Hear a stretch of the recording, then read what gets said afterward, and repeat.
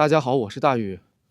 我们今天去的这个地儿可大有来頭，它就在嘉峪關景區的旁邊，花了10億元的一個仿古小鎮，但是在一夜之間，它突然爛尾了。在中國乃至世界，嘉峪關3個字可謂是家喻戶曉，年遊客超1000萬人次，僅2024年旅遊收益近80億元，周邊更是有方特等大型文旅項目。然而，就是在這片黃金熱土上，卻藏着一個鮮為人知的荒廢文旅巨無霸——白鹿倉關郴里景區，總投資近10億元，佔地273畝，緊鄰嘉峪關遊客中心，由嘉峪關文旅局與白鹿倉集團共同打造，定位絲路文化文旅綜合體。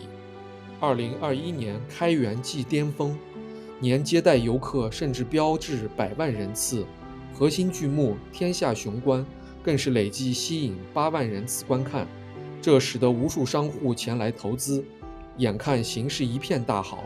然而令人意外的是，短短2年過去了，萬眾矚目的文旅城竟然荒廢。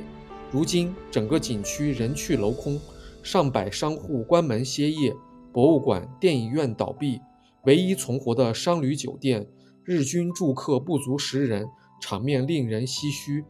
就是這樣一個背靠嘉峪關流量大樹、被各方看好的項目，為何一夜之間淪為鬼城？今天就讓我們走進它，一探究竟吧。是2021年修建的，它是嘉峪關文旅局和白鹿倉集團共同打造的，大概有230畝地，基本上相當於30個足球場那麼大。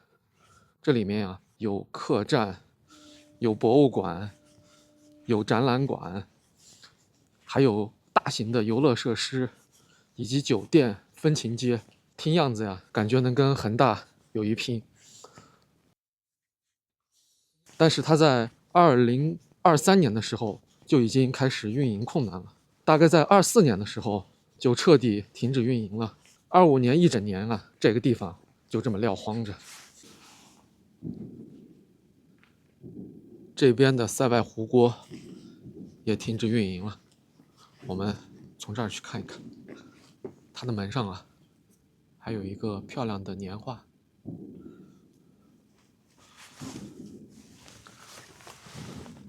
我們可以看見裡面有一些簡單的家具。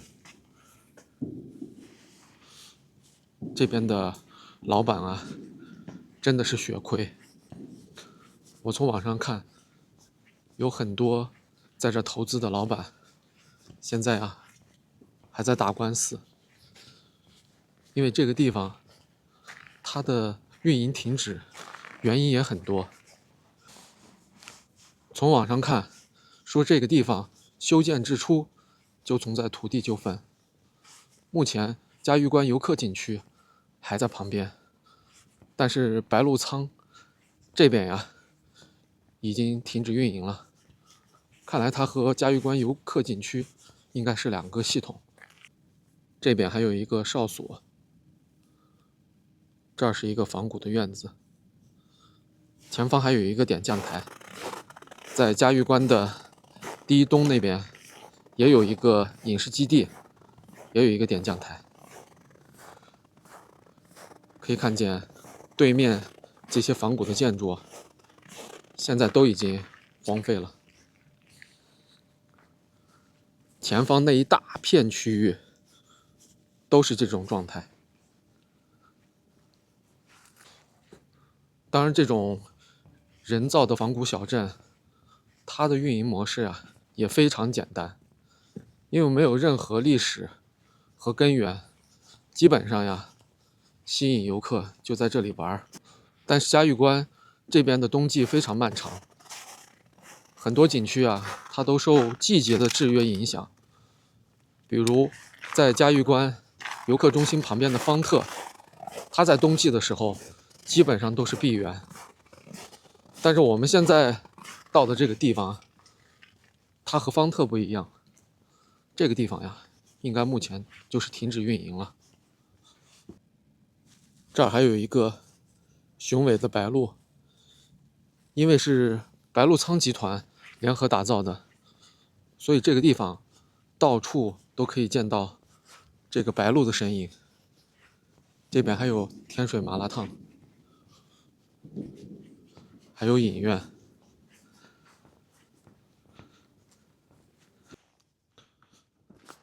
從這個設施樣子來看，這兒應該是一個水上的遊樂項目，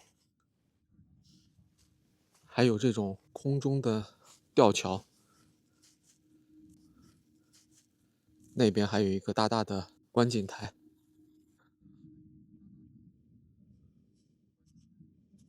這個地方花了10億元，運營也就2年多時間。現在在這裡啊，已經荒廢了。我看這兒的商家基本上啊，在22年的時候還都在運營，因為當時爆出來有120萬人次，所以啊，當時的景象還是非常熱鬧的。但是沒2年，這個地方就已經歇業關門了。這兒還有一個天下雄關。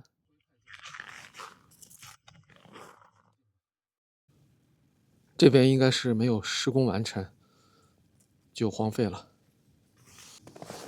從外觀來看啊，這個應該屬於徽派民居，門窗在下面都沒有安，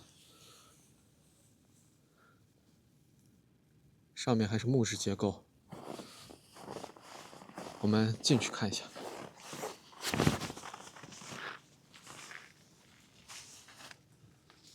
我的天哪！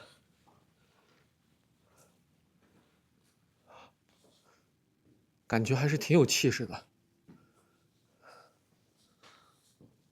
它這個旁邊的大門還沒有裝，就這麼立着。腳下呀，連地都沒有鋪設完整，全是碎石塊。可以看呀，它的這個門臉上還有一些瓷器，是一些風景畫的裝飾。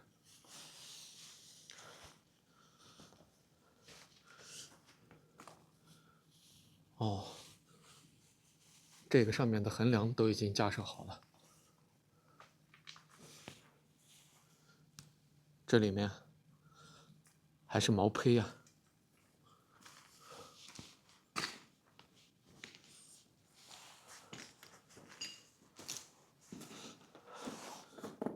這個柱子結實嗎？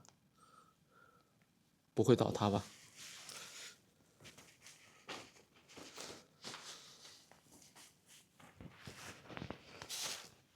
這裡面什麼都沒有。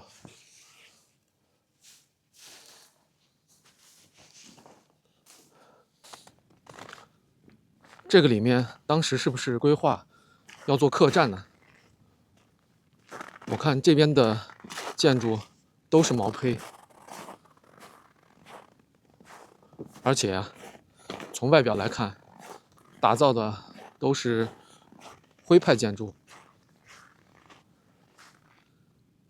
這個放在嘉峪關周邊，是不是也非常不搭調啊？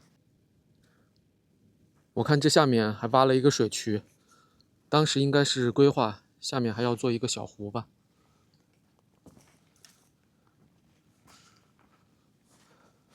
前面那個建築跟其他的都有點不一樣，我們去看看。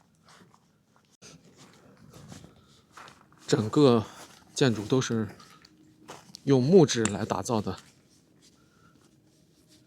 可以看見啊，它的這個門上雕刻的這些花紋還都挺有趣的。這是一個猴子吧？大猴抱着小猴。這個是2隻狗。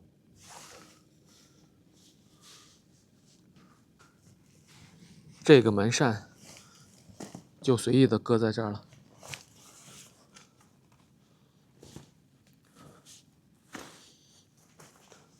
腳下都是任意散落的電線。從這裡面進來，和剛才我們進的那個建築結構都非常相似。這個當時是不是規劃要做一個接待室或者是展覽廳啊？可以看見這邊連窗戶都沒有，就這麼簡易的用木板隔了一下。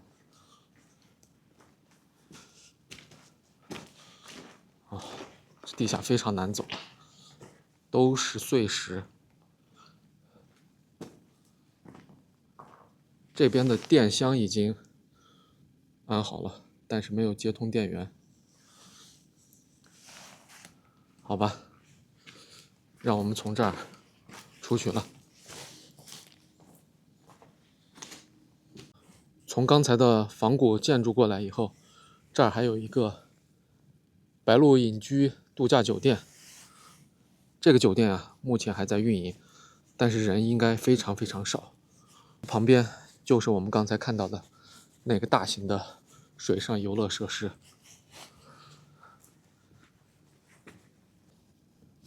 前面的這棟房子，它竟然是一個真人 CS 基地。哦，從門口来看，現在也不经营了。在它对面，哇，這個是一個空中類似於過山車的項目嗎？從外觀看，修得好複雜呀。哦，上面寫了是漂流，不知道大家有沒有這個膽量，從這麼高漂下來。這些漂亮的小馬呀，也在這兒冷冷地站着，沒有小朋友來光顧它。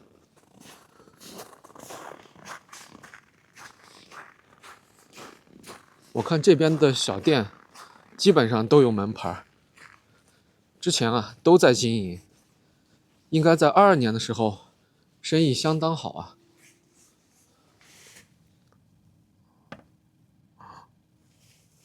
里面還有扇子，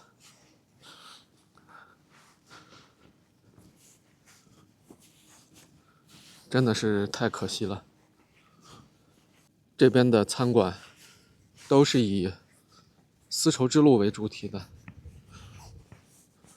這兒還有一個羊頭，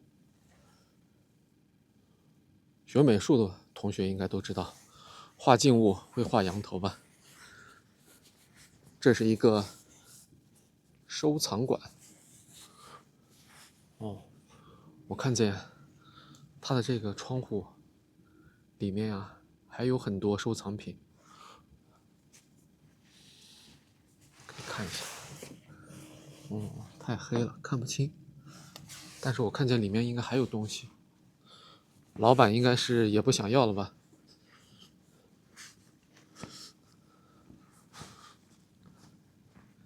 在這個水上項目旁邊還有一個非常大的展覽館，我們看看它究竟是什麼。這兒還畫了一個與絲綢之路有關的壁畫，前面有一個牌子，天下雄關演藝中心。哦，这是一个演剧院。当时的天下雄关剧目应该还是非常好看吧。现在售票处也是空无一人啊。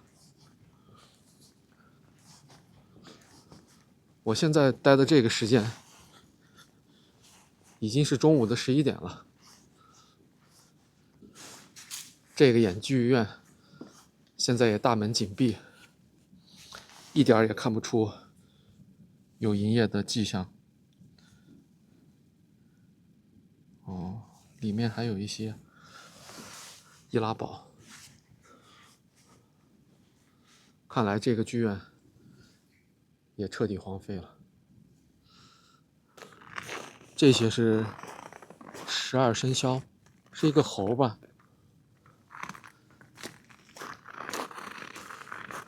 這邊是一只雞。但是為什麼這個讓我感覺這麼驚悚啊？你看，它們都被吊在一個火炬上，每一個都是。它的胸口吊着一個長長的枷鎖。全國像嘉峪關、白鹿倉這樣的文旅小鎮不計其數，現在很多都面臨着運營困難的窘境。首先，我認為這些地方最大的問題就是盲目跟風，有錢亂投。其次，同質化嚴重，基本上找不到一絲亮點。另外，在當下經濟遇冷的環境裡，大量運營資金的投入都讓他們舉步維艱。但是嘉峪關白鹿倉景區，我認為它還有復活的跡象，因為在2021年到22年，它的運營效果非常明顯，累計有120萬人次。但是目前這裡的情況比較複雜的就是，它牽扯了很多土地糾紛。如果不解決這個難題，這個小鎮是很難盤活的。另外，它的投資方，也就是實際運營人，現在也遇到了經濟糾紛。對於這個小鎮，它能否盤活，就讓我們拭目以待吧。我是大宇，如果你喜歡我的節目，就請關注外加一個訂閱，讓我們下一個視頻再見吧。